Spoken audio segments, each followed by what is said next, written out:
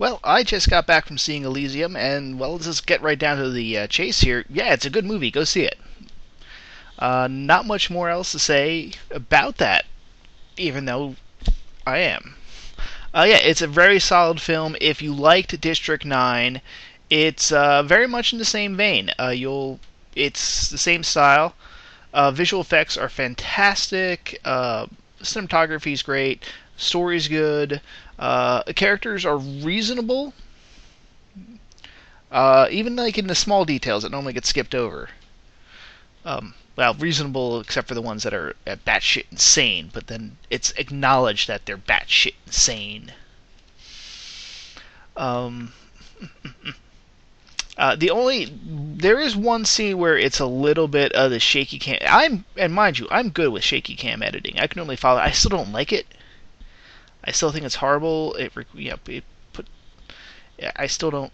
Even though I can follow the scene normally with shaky cam, I don't like it. But there was the end fight scene got really shaky cam, really fast cut stuff, and even I was having a hard time figuring out what the hell's going on. To just pull back and let us see what's going on. But anyway, yeah. So Neill Blomkamp, there, tongue twister of a name. Blomkamp, fantastic. It's certainly he's showing here that District 9 was not a fluke. He is not a one-trick pony, shall we say. I mean, yes, there's a lot of similarities, and I'll get into those in a second between this and District 9, but the two films are different enough. They're certainly sister films, and I think for this director, I think it's important for his third film that he takes some sort of a different genre direction just so he can spread his wings. But you can see him spreading his wings more in this one, trying new stuff, different visual stuff, going with a different story, dealing with a slightly different issue.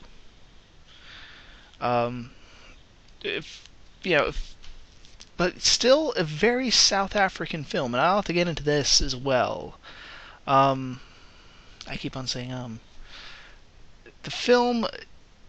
I've read a few written reviews online, and it's difficult to go through them because I kind of get what this director's doing, and a lot of the other reviewers not really getting what's going on here is, and I'm getting talking about the political aspect, and everyone seems to be immediately interpreting this as some sort of American political aspect on Obama or the Republicans or anything like that, and knowing as much about international politics and other countries as I do, and knowing Blomkamp's, I hope I'm pronouncing that right, origins and his nationality, all that, this is a film clearly about South Africa. Yeah, he's taking Hollywood money and putting it in the United States, but this is clearly, he's talking about South Africa. This is a South African science fiction movie. He's just able to get a Hollywood budget on it. Much like how District 9 was a South African movie about dealing, of course, examining how South Africa has to deal with refugees. This one deals with the dichotomy of South Africa itself, which is a really weird place in that it's almost a first world country, and then it's also at the same time very clearly a third world country. It has a upper class that live just like any other first class or first world nation would. You have whole towns that are like that. And then at the same time, you have shanty towns all over the place. You have people living like they do in much of the rest of Africa, and it's this weird dichotomy of what's going on there. It kind of goes into a bit of the after effects of apartheid. The problems with the ANC, I think a lot of problems with the transition going there. ANC never really able to live up to what it was trying to do. And possibly taking about too much of the old apartheid regime, in a shock therapy sort of way that made the situation possibly worse, as opposed to doing a more phased transition. Yeah, it might have taken a couple more years to accomplish, but would have resulted in a better effect. Instead, you have this very dynamic difference where you have a group one part of most of the population locked in this perpetual third world poverty, and the rest living like they would in any other part of the world, very, very wealthy. Some of the wealthiest people in the world are from South Africa because of the riches of that country. And they had the education, they had the technology to really be able to exploit that. They literally produce gold. So the film is really talking about that. He's really taking that experience of South Africa and just putting a science fiction label on it. Taking, if you recall, the Pistorius murder trial is going on right now. They talk about that and how they had these huge compounds. Yes, because if you're rich, you wall yourself off from the poor. Just like in this film, the rich have literally just taken themselves up into space, so that they don't, they can preserve their way of life, as it says. Which, I mean, I'm assuming you've seen the trailer. We all know the basic premise is pretty much most people live on Earth. Earth is a shithole. It's basically, the movie takes place in supposed to be L.A. Complete crap hole, giant desert. It looks like it was shot in South Africa. It looks like it's polluted. It's been desert. Everyone's living in shanties. Virtually no middle class. There's like a few people that live in the middle class, and looks like they even went to the extent of like putting one really nice building in like this near the center of the city. You can kind of catch it in the background, and you're assuming that's where the few like managers that are stuck on Earth. They're not Elysium citizens, but that the transition to class in between probably live there. And it's a shithole. And Matt Damon, somehow they have robots doing everything, yet assembly line stuff is still mostly people. I guess they're just that cheap? I don't know. And I guess they're really only building these robots to serve, I guess, police and then the people on Elysium. That's about it.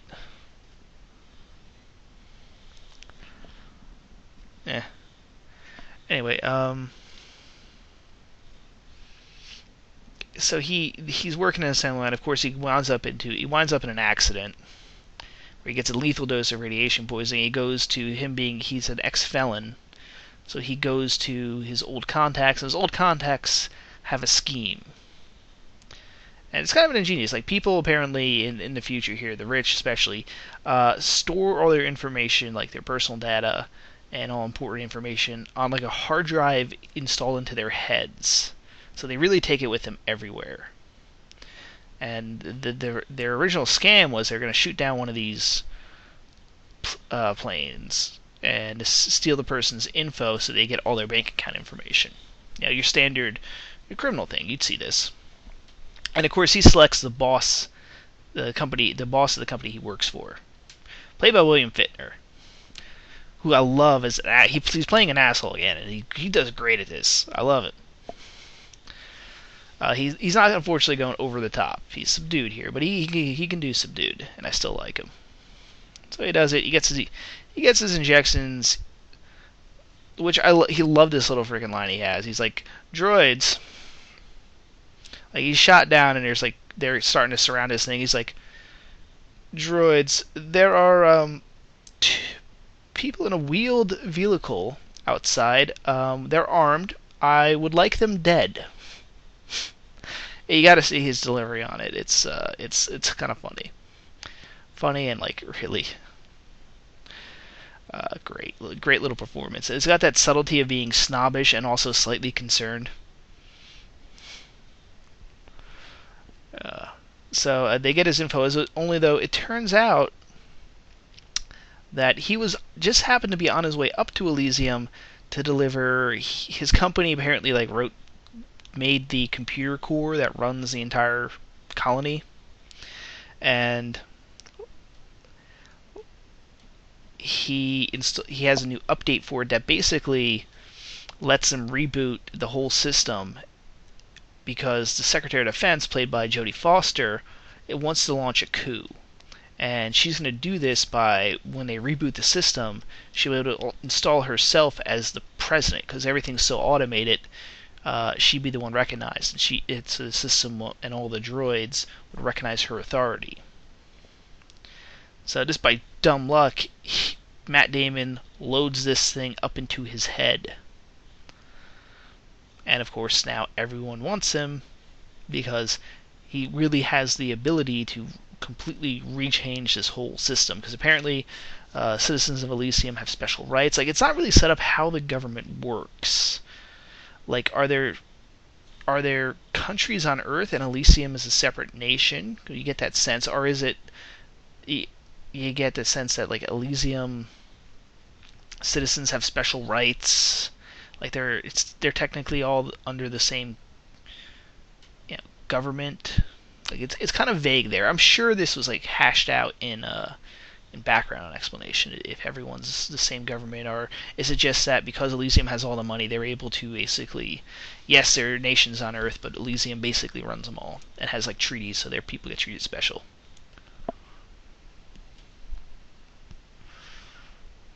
Not sure. So lo and behold, there's your action. There's your setup. The setup takes quite a while. That's about half the film, actually, I just described.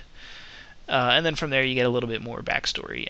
Apparently on Elysium, they've got machines that can heal you like that. On Earth, it's like healthcare right now. It's crappy.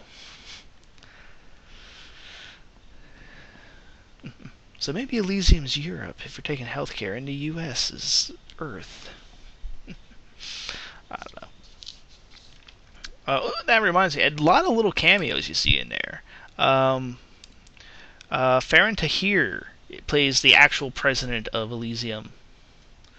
If you don't recognize him, he was the main villain. He was the villain in the first Iron Man movie. He does good for his role here. Also, and kind of surprised I saw this little cameo in there, but at the same time, then not really.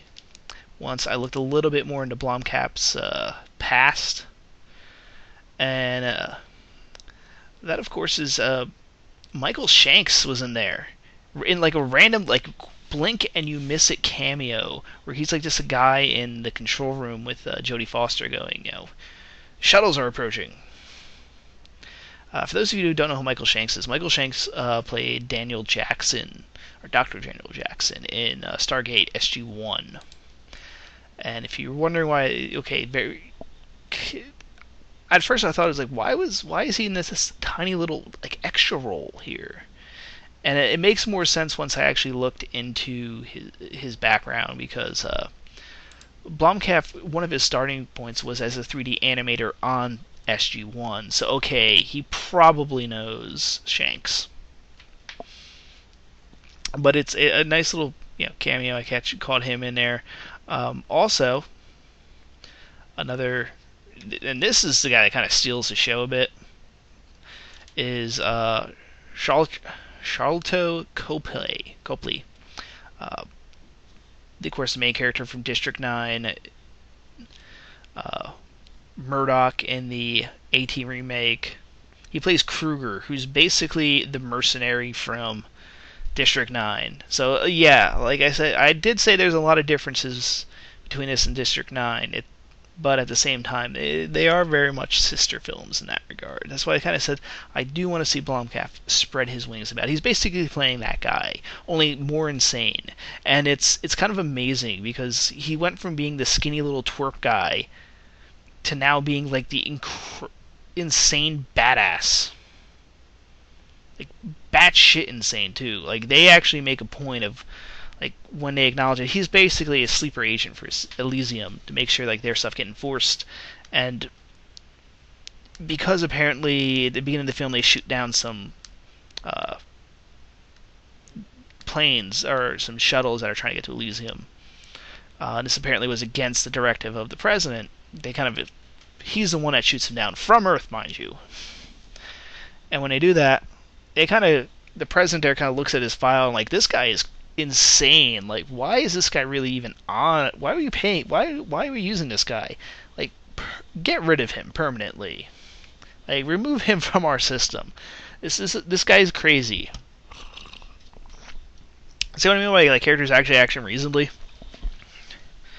And that also plays into later what I mean by reasonably is why the Foster goes to him when she needs his stuff done, because he's on the outs, so she can kind of use him to get around any security measures for her little coup plan.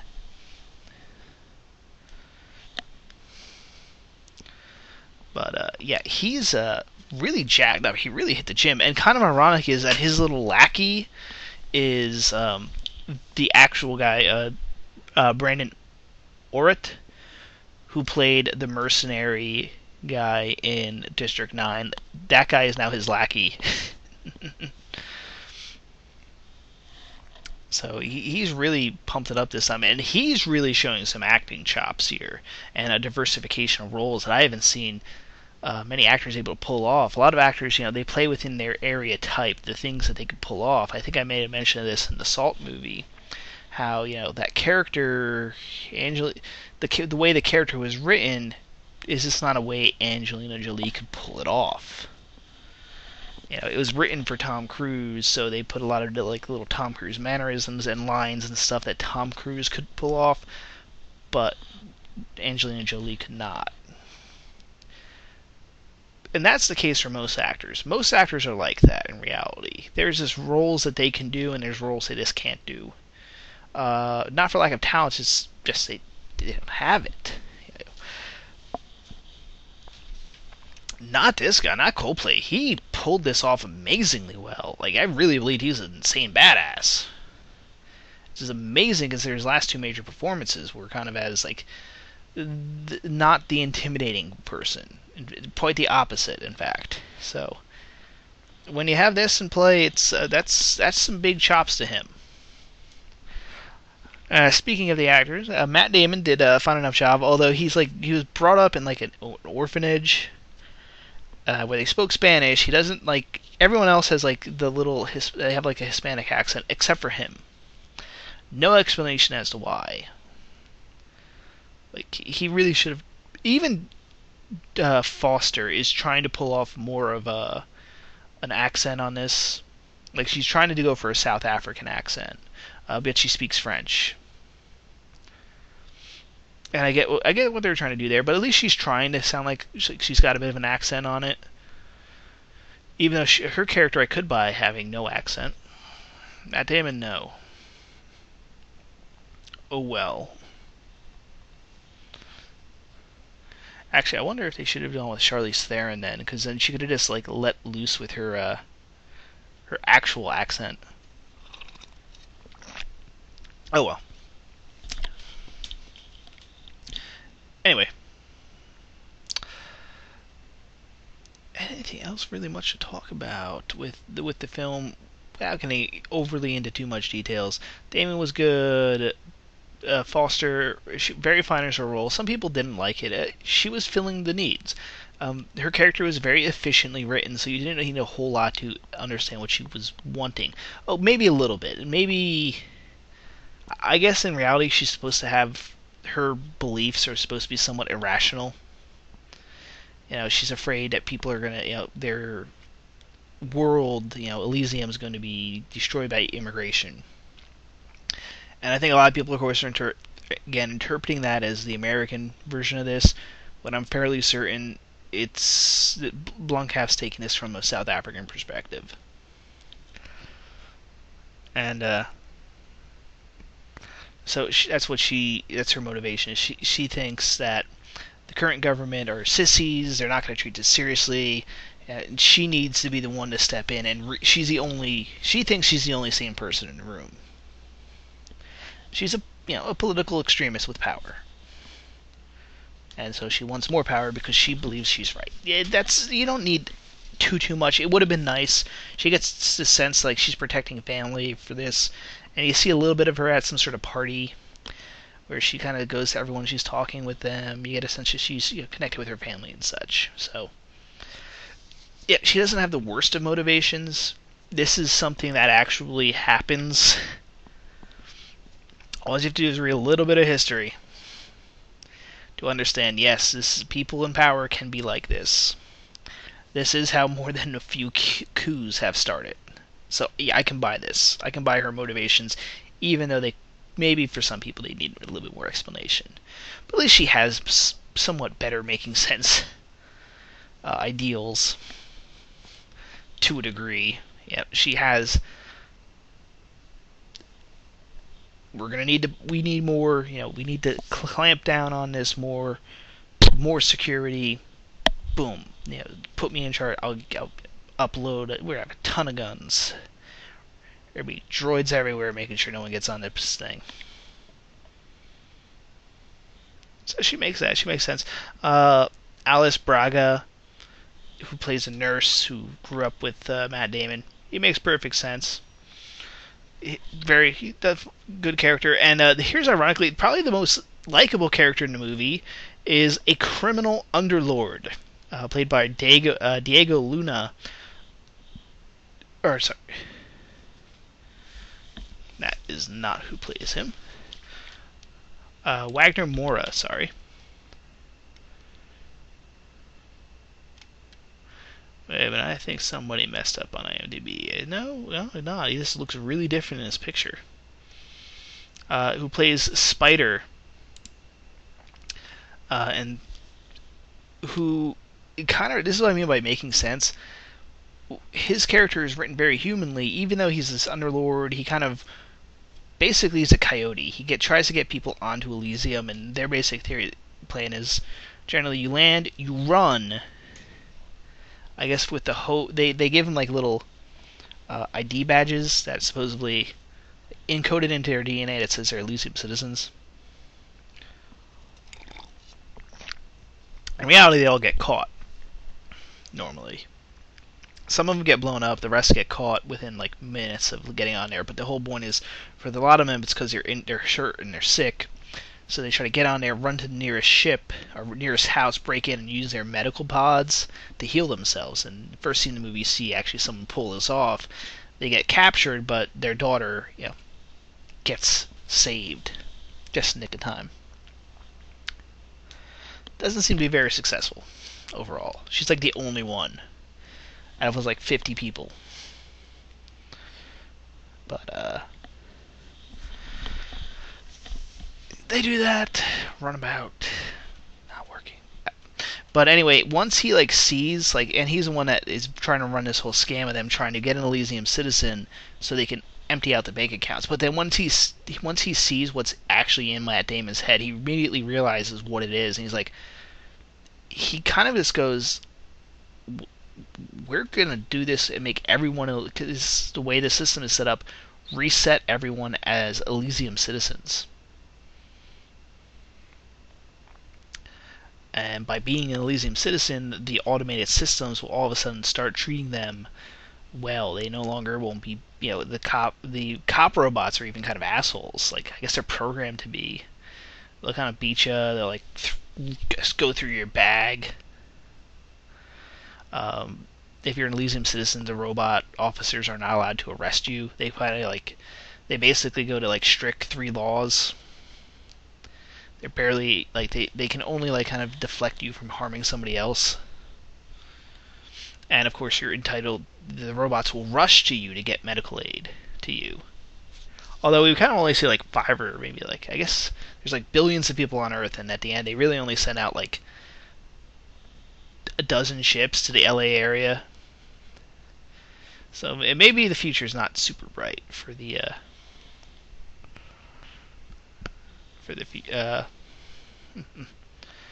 for Elysium. Maybe they fix this real quick. Oh, well, we got about 100,000 people cured. We just rebooted it again, though. We're good. Kind of interesting. As for the technology and science, of course, the droids. Anyone that complain, this is one of those things that some people like to complain when there's robots in films because they're doing it so they can't, they don't show blood. I kind of the opposite. I did a lot of study into military robotics, and it kind of really is the way the future is going to be. Your ground pounders are not going to really be ground pounders anymore. It's going to be armies of robots. That's the long-term future. So I'm I'm fine. Like some people complain with the Total Call remake that that's what they were doing, and I bought it because this is exactly how you'll see it in the future. Kind of what they have here. You'll have some human officers, but for the majority will probably be robots in kind of policing and in the military. So I can buy that. There's also, I know what some people are going to call is like, how come there's no shields with Elysium, and because basically you can fly directly into it. Like there's nothing containing the atmosphere. It would appear to be, but from what I know, is basically Elysium is so large that it can have a spin, and that spin would contain an atmosphere just like Earth's atmosphere is contained. So the way it's designed, it would actually work. It's kind of one of those things you wouldn't. It kind of counterintuitive. So anyone that's making that argument is kind of being a sophomore, a wise fool. They know a little, but they don't know enough to know that that little bit they know is not enough to actually call everything. It's kind of one of those like you can't shoot a gun in space. Well, actually, you can fire a gun in space. Most handguns will work in space for at least one round. After that, things get kind of messy. But if it's cocked and loaded, it doesn't actually need the oxygen's actually within the powder itself. So you actually to ignite. So you can actually fire a gun. That's the example. Now, the reloading mechanism probably will not work in zero gravity, but you will be able to fire a bullet out of a gun. And this is the same case here. Gravity would actually keep the atmosphere, the spinning motion and centrifugal force of Elysium would keep the atmosphere from flying out, in theory at least.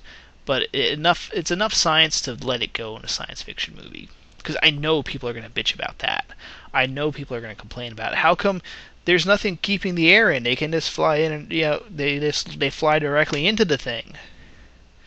They'd have to go through some sort of airlock or something. No, you only know a little bit about it. This is all about centripetal force. This is why they also would have gravity. The same thing that pulls you down to the ground and makes like nobody questions that part would also keep air in that area and not have it float out into space. Still, it would suck if that thing ever like stopped, because then all the air would like float away. Let's see. I don't think any much else. Kind of a short review for me. I know 27 minutes, so basically a half hour is kind of short for me, surprisingly. I normally go on for another half hour. I liked it. So go see the film. Trailers, any new trailers really? The Counselor looks like it might be good. Want to know a little bit more about it. Didn't get a whole lot of details. New Thor 2 trailer was out. It looks fun. Fun little Marvel movie. Looking forward in September. There was another one, and I forgot what it was, but it did look interesting to me. Apparently not interesting enough to remember what it was, though. So that's it. What is coming up next week? We're in the dog days of summer, so really, I mean, I know I didn't go to the movies last weekend because I had the car trouble. Yay, luckily, I have a new car now, so that wasn't an issue, but sorry.